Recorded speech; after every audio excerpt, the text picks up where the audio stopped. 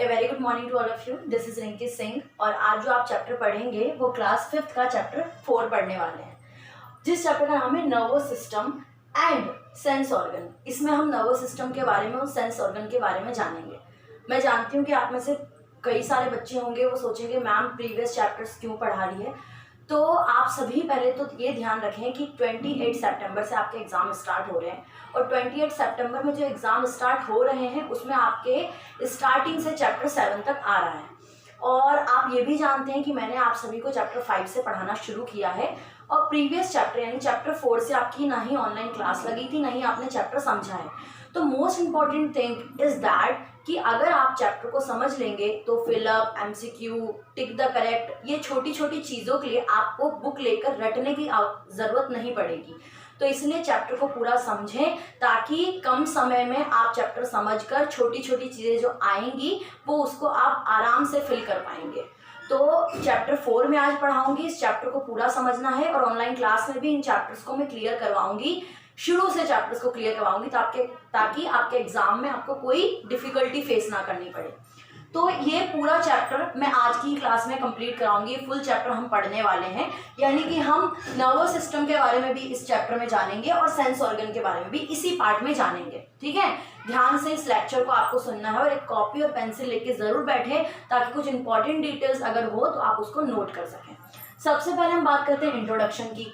तो इंट्रोडक्शन के अंदर जैसे कि चैप्टर के नाम से ही आपको पता चल रहा है कि हम चैप्टर क्या पढ़ रहे हैं, नर्वस सिस्टम के बारे में पढ़ेंगे, जिसको तंत्रिका तंत्र कहा जाता है, और पढ़ेंगे सेंस ऑर्गन के बारे में। तो सबसे पहले हम नर्वस सिस्टम की बात करते हैं। Nervous system consist 3 specific organ, that is spinal cord, brain and nerves. Nervous system जो है वो 3 चीजों को कंसिस्ट करता है। प्लीज ध्यान से समझें, 3 कौन कौन सी चीजों को। मैं इन तीनों चीजों की डिटेलिंग में समझाऊंगी कि स्पाइनल कॉर्ड क्या होता है, ब्रेन क्या होता है, ब्रेन क्या वर्क करता है, और नर्वस यानी नलिकाएं क्या होती है। ठीक है, तो सबसे पहले आपको समझना है, अगर मैं नर्वस सिस्टम की बात करूं तो नर्वस सिस्टम 3 इंपॉर्टेंट ऑर्गन को कंसिस्ट करता है। One is the brain. Brain उसका बहुत इंपॉर्टेंट पार्ट होता है नर्वस सिस्टम का। अगर मैं कहूँ नर्वस सिस्टम का मोस्ट इंपॉर्टेंट पार्ट कौन सा है तो ब्रेन है।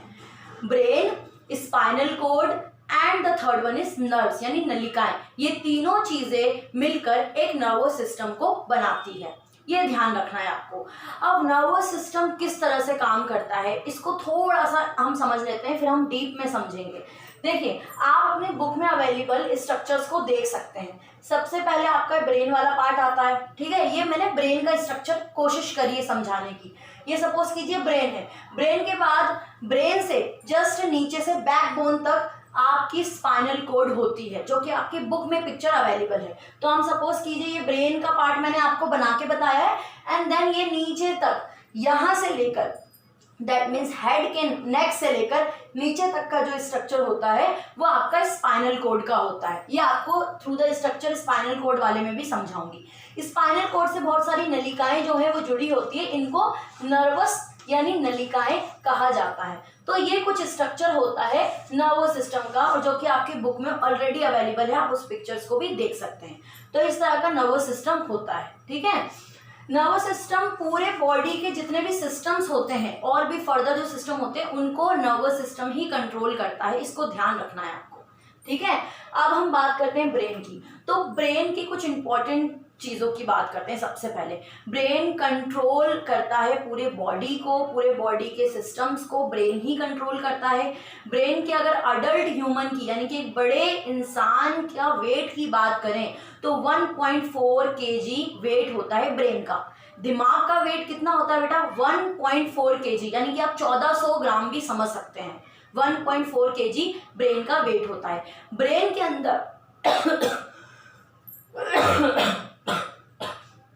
ब्रेन के अंदर बहुत सारी फाइबर्स लाइक स्ट्रक्चर, ठीक है, जिसको न्यूरॉन कहा जाता है, न्यूरॉन पाई जाती है। ठीक है, न्यूरॉन पाई जाती है। आपको ध्यान रखना है जो नर्वस सिस्टम है वो सारे, अगर उसकी सबसे छोटी इकाई की बात करें या उसकी सेल की बात करें कि नर्वस सिस्टम किस सेल से बनता है तो वो है न्यूरॉन, न्यूरॉन से मिलकर बनता है। ठीक है, चलिए ये हो गई हमारी बात ब्रेन की। अब ब्रेन के 3 पार्ट होते हैं। वैसे तो यहाँ पर मैं स्ट्रक्चर बना के कोशिश करूंगी आपको समझाने की, बट फर्दर आप अपनी बुक में जो पिक्चर अवेलेबल है उसके द्वारा भी समझ सकते हैं। सपोज कीजिए मैंने एक इंसान का हेड बनाया है, ठीक है, ये मैंने कुछ ब्रेन का स्ट्रक्चर बनाने की कोशिश करी है। ओके, अब यहाँ पे मैं कुछ पत्ती जैसा बना रही हूँ, वो भी अभी आपको समझाऊंगी। देन स्टेम जैसा बना, ये आपका स्ट्रक्चर है। अब हम बात करते हैं ब्रेन 3 पार्ट्स में डिवाइड होता है। First is cerebrum. ध्यान रखना ये ऐसे क्वेश्चंस भी आ सकते हैं कि 3 पार्ट्स के नाम बताएं, उनके फंक्शन बताएं। तो इसको अगर आप समझ लोगे अच्छे से तो बहुत क्लियर हो जाएगा। ऑनलाइन क्लास में भी मैं आप सभी को इस टॉपिक्स को क्लियर करवाऊंगी, तो इसको पहले समझे ध्यान से।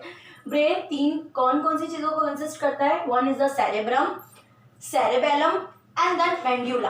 अब ये तीनों क्या होती है और क्या काम करती है? अगर बात करें कि सबसे लार्जेस्ट पार्ट ब्रेन का कौन सा होता है, ये क्वेश्चन भी है बेटा आपका कि ब्रेन का सबसे लार्जेस्ट पार्ट कौन सा है, that is the cerebrum. Cerebrum brain का सबसे लार्जेस्ट पार्ट होता है। अब हम बात करते हैं सेरेब्रम का वर्क क्या होता है। सेरेब्रम जितने सेंस ऑर्गन होते हैं, यानी कि किस किस चीज को कंट्रोल कर रहा है, नोज, ईयर्स, ठीक है, आईज, टंग, स्किन, ये सारी चीजें जो होती है उनको कंट्रोल करता है, जिससे कि हम रिमेंबर कर पाते हैं, लर्न कर पाते हैं, फील कर पाते हैं। ये सारी चीजें इस वजह से हम कर पाते हैं। ध्यान से समझना है क्या बोला जा रहा है कि ब्रेन जो है स्किन, आईज, नोज, टंग, इन सारी चीजों को कंट्रोल करता है, जिसके वजह से हम फील कर पाते हैं, लर्न कर पाते हैं, रिमेंबर कर पाते हैं। ये सारी चीजें हम इस वजह से कर पाते हैं। तो आपको सेरेब्रम का वर्क पता चल गया, सेरेब्रम क्या कंट्रोल कर रहा है और इसका वर्क क्या हो रहा है। अब हम बात करते हैं सेरेबेलम। सेरेबेलम बेसिकली आपके जो मूवमेंट होती है उसको कंट्रोल करता है। जैसे आप मस्कुलर मूवमेंट करते हैं, आप भाग रहे हैं, दौड़ रहे हैं या बाईसाइकिल चला रहे हैं, ठीक है, राइड ऑफ बाईसाइकिल कर रहे हैं, तो मसल्स को कंट्रोल करने का काम सेरेबेलम करता है। अब सेरेबेलम की जहां बात हो रही है, सेरेबेलम मौजूद कहाँ होता है? सेरेबेलम ये वाला पार्ट जो है बेटा, ये जो मैंने आपको बनाया, ये आप स्ट्रक्चर देख भी सकते हैं, ये बड़ा वाला पार्ट जो है इसको बोलते हैं सेरेब्रम, ठीक है। सेरेब्रम के जस्ट मैंने नीचे ये वाला पार्ट बनाया, ये वाला, ये आपका पत्ती जैसा कोई स्ट्रक्चर दिखता है, बुक में अवेलेबल है, इसको बोलते हैं सेरेबेलम।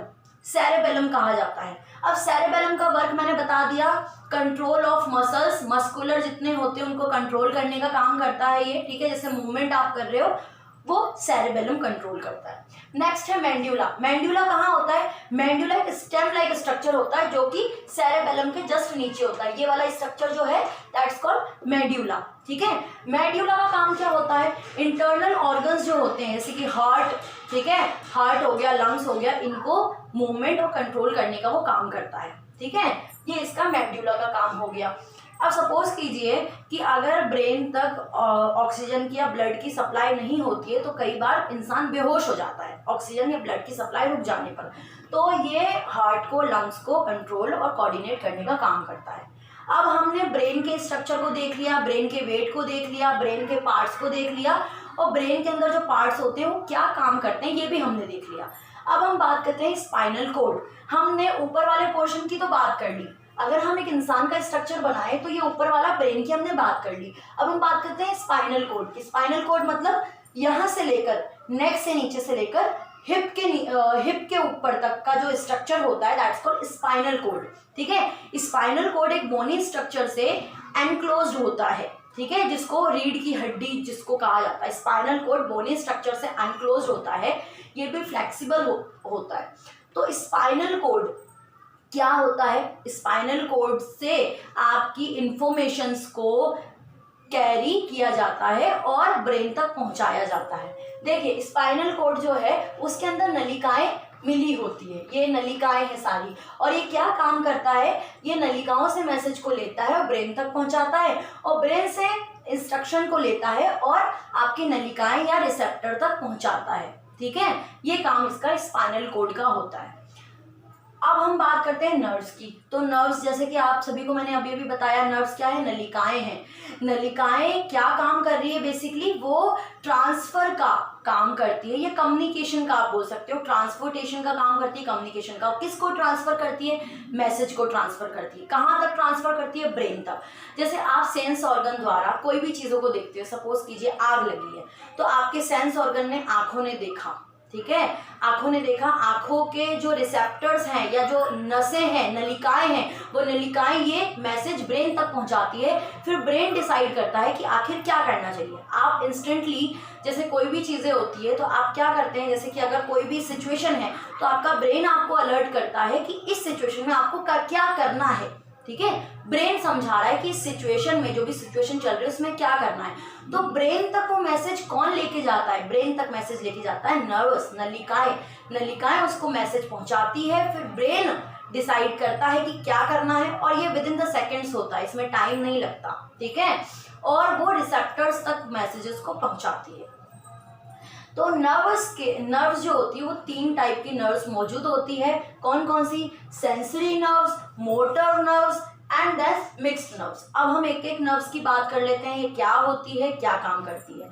सेंसरी नर्व्स की बात करें तो ये काम कर रही है कि आपके ब्रेन से, या आप बोल सकते हो कि आपके रिसेप्टर से ब्रेन तक मैसेज पहुंचाने का काम करती है। ध्यान से समझना है कि आपके रिसेप्टर जो हैं, जैसे सपोज कीजिए कि आपने कुछ गर्म चीज़ को छू लिया, या आप कोई भी एक्टिविटीज़ कर रहे हैं, या आपको हाथ जल गया या कुछ हो गया, तो उस चीज़ को, मैसेज को ब्रेन तक पहुंचाती है। इसको सेंसरी नर्व्स कहते हैं। या आप ये बोल सकते हो सेंस ऑर्गन द्वारा जो चीज़ें हो रही है उसको ब्रेन तक पहुंचाती है सेंसरी नर्व्स। सेंस ऑर्गन कौन कौन से होते हैं? आईज, नोज, यानी आपने सूंघा, आपने स्मेल किया किसी चीज़ को, तो वो स्मेल आपको कैसे पता चलेगी कि अच्छी स्मेल है कि बुरी स्मेल है?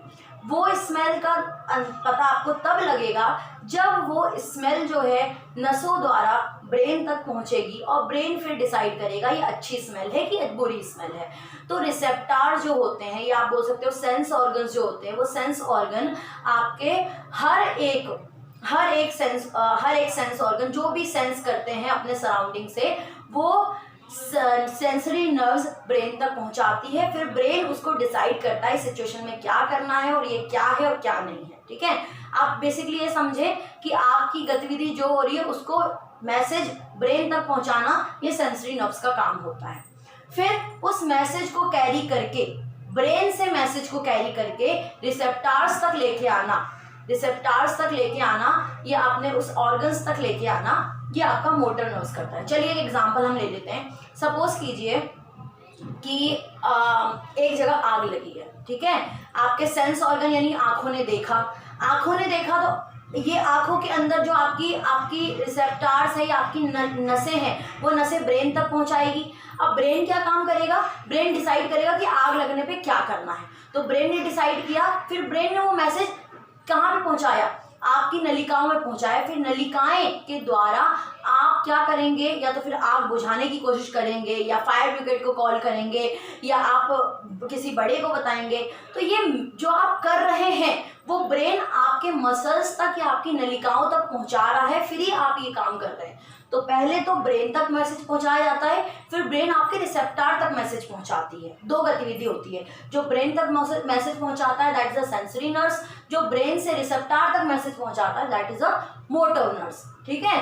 उसके बाद मिक्स्ड नर्व्स वो नर्व्स होती है जो कि दोनों ही काम करती है। का मतलब है वो मैसेज ब्रेन तक भी पहुंचा रही है, और ब्रेन से मैसेज को या इंस्ट्रक्शन को लेकर भी आ रही है। मतलब ले जाने और लाने दोनों का ही काम करें। ये सिर्फ ले जाने का काम कर रहा है, ये लाने का काम कर रहा है, और ये दोनों ही काम कर रहा है। तो ये इन तीनों के अलग अलग काम होते हैं। I hope it's clear.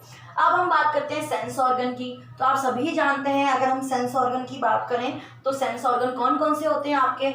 Eyes, years, knows, टंग और स्किन। ये हमारी शरीर की सबसे बड़ी सुंदरता है, हमारे सेंस ऑर्गन। इसमें से अगर एक भी ऑर्गन नहीं होगा तो हम अधूरे हो जाएंगे। आप खुद सपोज करके देख सकते हैं, अगर आईज नहीं होंगे तो एक आईज कैमरे का काम करता है, एक आंखें जो है इंसान की वो कैमरे का काम करती है, और वो सारी चीज़ों को कैप्चर करती है, सुंदरता को देखती है। सही और गलत दोनों ही चीज़ें हम आंखों द्वारा ही सीखते हैं, ठीक है। तो आईज नहीं होगी तो आप सपोज कर सकते हैं आपके पास ईयर्स नहीं होगी, आप सुन नहीं पाएंगे। अभी जो मैं लेक्चर समझा रही हूँ आप समझ पा रहे हैं इस चीज़ को, बिकॉज ऑफ ईयर्स। आपके कान नहीं होंगे तो आप इस चीज़ को समझ नहीं पाएंगे। Ears is also the very important. Nose, नाक द्वारा आप चीज़ों को सूंघते हैं, स्मेल करते हैं, ये भी इम्पॉर्टेंट है। जैसे अगर सपोज कीजिए कहीं आग लगी है या कोई कुछ दुर्घटना हो गई है या कहीं शॉर्ट सर्किट हो गया, नोज नहीं होगा तो आपको कैसे पता चलेगा कि कहीं आसपास दिक्कत है ना। तो नोज भी इम्पॉर्टेंट है। टंग टंग के द्वारा ही तो आप टेस्ट करते हो, टेस्ट बर्ड्स है टंग के अंदर, तो टंग भी इम्पॉर्टेंट है। एंड देन स्किन द्वारा ही आप फील करते हैं, महसूस करते हैं, तो स्किन भी इम्पॉर्टेंट है। तो सारे ही सेंस ऑर्गन इम्पॉर्टेंट होते हैं। इनके आप सबको वैसे तो बहुत ईजी है, आप daily day to day life के एग्जाम्पल्स के थ्रू भी समझ सकते हैं, बट थोड़ा थोड़ा हम एक्सप्लेन कर देते हैं आपके लिए। Eyes as a camera work करता है। आइज के स्ट्रक्चर को तो डिफाइन किया गया है, बट इतना डिटेलिंग में अभी नहीं मैं समझाऊंगी, थोड़ा थोड़ा सा। आइज को आप सबसे पहले तो आइज को कैसे प्रोटेक्ट करें, तो आइज को 2 से 3 बार धोना चाहिए। अगर कोई धूल मिट्टी लग जाती है, डस्ट पार्टिकल्स आ जाते हैं, तो उसको मसलना नहीं चाहिए, ठीक है। उसको वॉश करें, उसको हाथों से ना मसलें, इससे जर्म्स लगेंगे। और अगर कोई ज़्यादा परेशानी होती है तो अपने आप कुछ नहीं करना चाहिए, डॉक्टर के पास जाना चाहिए। छोटी छोटी चीज़ें। ईयर्स में जैसे आप कुछ चीज़ों का इस्तेमाल करते हैं, जैसे मैच बॉक्स की मैच स्टिक का इस्तेमाल कर लेते हैं, क्लिप्स का इस्तेमाल कर लेते हैं। तो कानों में से कुछ भी गंदगी अगर गई है तो ये सारी चीज़ों का इस्तेमाल नहीं करना चाहिए। ईयर ड्रम्स को नुकसान हो सकता है, तो इस चीज़ का इस्तेमाल ना करें। अगर कोई भी प्रॉब्लम है तो आप डॉक्टर के पास जाएं, ठीक है। ईयर्स के लिए नोज क्या काम करता है, nose is very important, smell का काम करता है। अच्छी बुरी स्मेल जो है वो नोज के द्वारा ही आपको मिल पाती है, तो nose is a very important organ also. और नोज में कोई भी प्रॉब्लम होती है तो आप अपने आप किसी चीज़ से उसको कुछ ना करें। अगर एक्सीडेंटली कुछ चीज़ चली जाती है, जैसे बच्चे के नोज में एक्सीडेंटली वे में कुछ चीज़ें चली जाती है, तो डॉक्टर के पास कंसल्ट ज़रूर करें। टंग के भी आपके, अगर मैं टंग का स्ट्रक्चर थोड़ा सा लूँ तो टंग के भी 4 पार्ट होते हैं। पहला आपका सॉल्टी होता है, सॉल्टी के बाद आपका आता है शुगर जैसे कि उसके बाद एसिडिक आता है और बिटर आता है। यानी कि आप टंग के द्वारा चारों चीज़ों को टेस्ट करते हैं, स्वीट को, मीठे को, नमकीन को, खट्टे को और कड़वे को। सारे ही आप टंग के द्वारा क्या कर पाते हैं, टेस्ट कर पाते हैं। और इसके अंदर टेस्ट बर्ड्स की मौजूदगी होती है। Tongue is the also the very important part. And the skin द्वारा ही आप चीज़ों को फील कर पाते हैं। स्किन की केयर करनी चाहिए, धोना मतलब आपको हैंड वॉश करना चाहिए, और आपको शरीर को, अपने जो बॉडी है उसको नीट एंड क्लीन रखना चाहिए। स्किन जो है आपके इंटरनल ऑर्गन को भी कवर करके रखती है और एक्सटर्नल ऑर्गन को भी स्किन कवर करती है। तो इसके साथ ये पूरा चैप्टर जो है आपका कंप्लीट होता है। फिर भी अगर फर्दर आपको कोई डाउट लगता है तो कमेंट बॉक्स में बोलिए, मैं उस चीज़ को ऑनलाइन क्लास में क्लियर करूँगी। Have a good day. If you like this video so please like, subscribe and share.